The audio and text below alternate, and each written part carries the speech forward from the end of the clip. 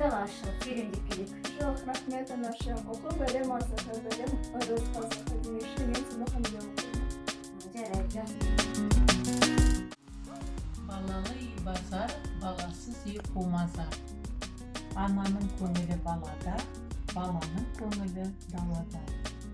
Туған үйдің тұқымы жоғат, туған ананың күтімі жоғат.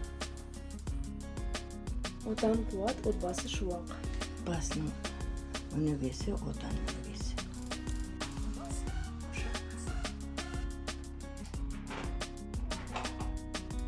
Сабина, сен не істеп жатырсың? Мен анашым үйді жинап жатыр. Сия жақсы қыз. Жағадағы күндіз. Жарайсың қызым.